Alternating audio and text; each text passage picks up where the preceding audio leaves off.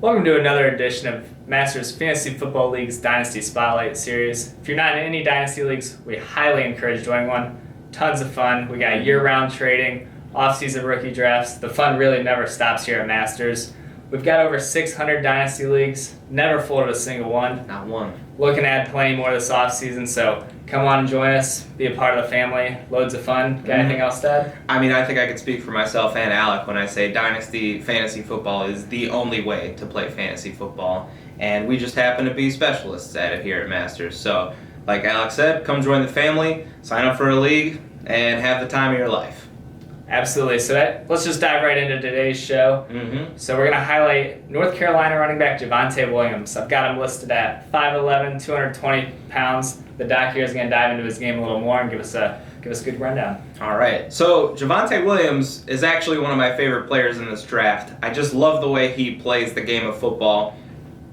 He's physical. He bounces off of guys, just keeps going. Love how he fights for the extra yards. And overall, I think he's a really great prospect because he can do everything. We saw, his receiving game really come along this year, his ability to run routes, that all increased this season, which is it's a very important thing for fantasy, especially in this day and age. But we also saw him make a lot of big plays, just running the ball in general. He can hit the big play, he can get those tough yards. I think all around he can do everything you want from a running back. And obviously that translates to fantasy as well because that means he's going to be on the field early. And I'm thinking if there's anything that I know about Javonte Williams, it's that, he doesn't have that like elite speed. He's not overly big or physical, but it's like I said, he just does everything really well. And nothing really great, but he does everything pretty good.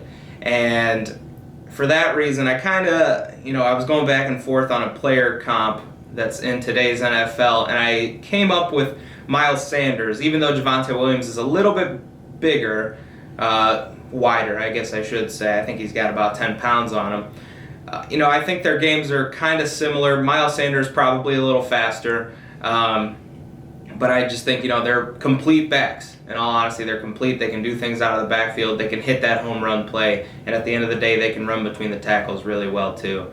I really like Javonte Williams, and, I'm looking forward to see where he ends up. And I'm going to toss to Al to see who he thinks. Yes, I love the analysis, love the breakdown, love the comparison. But my first comparison, a little off the wall here, but Tampa Bay Buccaneers linebacker Devin White, some of you might not know.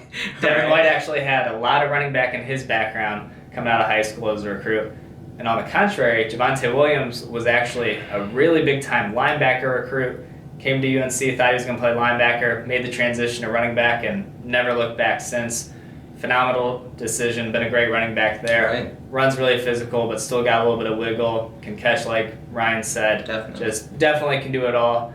My pro player comps for him it's just kind of a mix of almost like a Carlos Hyde, Jordan Howard, James Conner, just because I really do think he is a super physical runner. I do think he's a little more agile and got a little burst than all those guys, but still probably not quite as much burst as Miles Sanders. So just kind of just a mixture, I think, of, take like a Miles Sanders with a Jordan Howard and outspits Javonte Williams, kind of something like that. Yeah, I like that. But definitely just a complete package, someone you're confident can handle a full workload from day one, which really makes me, think about where would a great landing spot be, somewhere he'd get an opportunity to have a full workload. And one of the teams that pops out to me is they just hired a new head coach, and that was Arthur Smith for the Atlanta Falcons. We don't know if Todd Gurley will be back, so assuming Gurley is gone, Arthur Smith just had Derrick Henry. Right. I would love to see Javonte Williams get half the workload, that Derrick Henry gets. I think that would be just a great spot early on for instant fantasy opportunity and success. But what landing spots stick out to you? So unfortunately, the place that I could really see him ending up in that second round is the Pittsburgh Steelers. I think he's a perfect fit in Pittsburgh, as much as it pains me to say it. I think he's got, like I mentioned, I think he's got a complete game. And I think he takes pieces of what Connor can do, what Anthony McFarland can do, and he puts it into one running back. I know the offensive line's been suspect for the Steelers, and I know Big Ben hasn't looked great the last however many weeks, but I think Javonte Williams is that first kind of piece as they move into a new era without Big Ben, most likely. And, I just think he's the perfect runner for an AFC North football team. He's physical. He'll get between the tackles, but he still has enough juice to get you a big play here and there.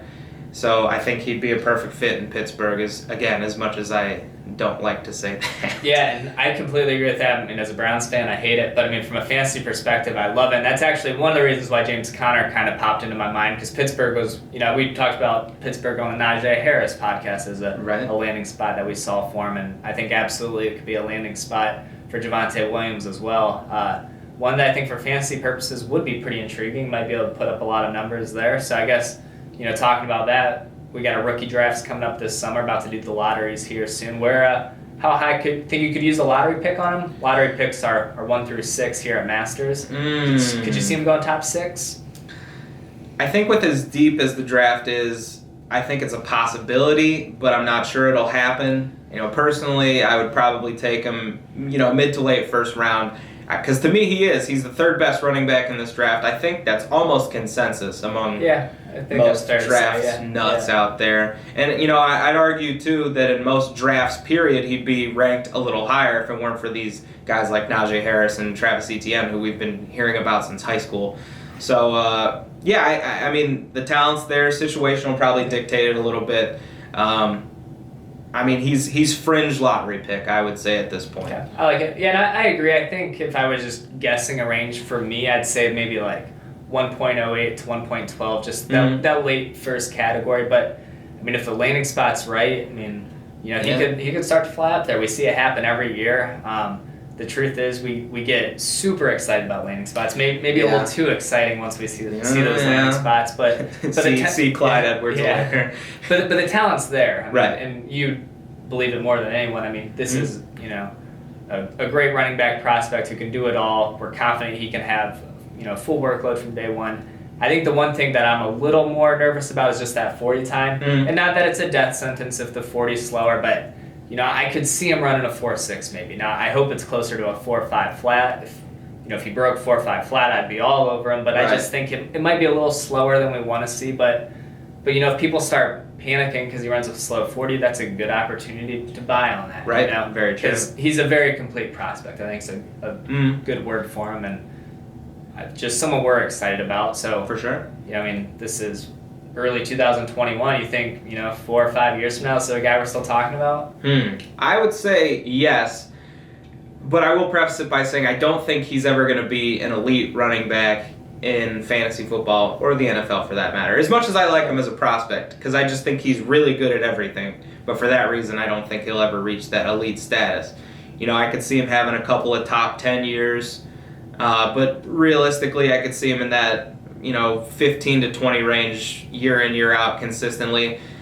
And I think, he's just always going to be one of those middle-of-the-road backs who's just solid for his entire career. And the positive on him here is he's going to play early because physically he's ready.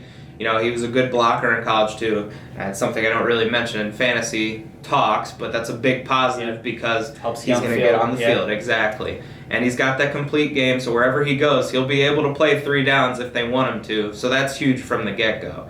But yeah, like I said, I don't really see him ever breaking into that elite status, but he's a guy that could definitely win you some fantasy matchups. Yeah, and I completely agree with that. I think long-term he's, more of like an RB2. But, I've mentioned guys like Jordan Howard, Carlos Hyde, James Conner. All those guys had, sneaky good years at times. Even, Jordan Howard had a couple really good years. So it's very possible, it could be 2 years from now and, Javonte Williams was RB10 on the year, it could easily happen.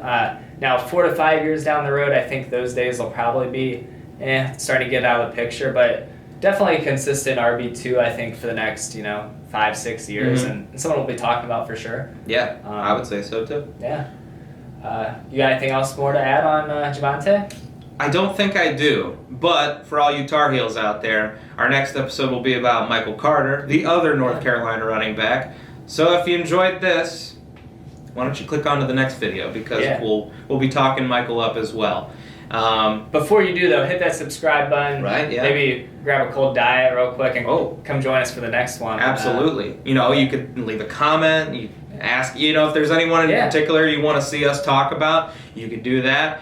And like, subscribe, all that good stuff. And most importantly, sign up for a Dynasty League. Trust me. Circle. All right. But until then, we'll see you for the next video, guys. Yep. Take care. Yep. Boom.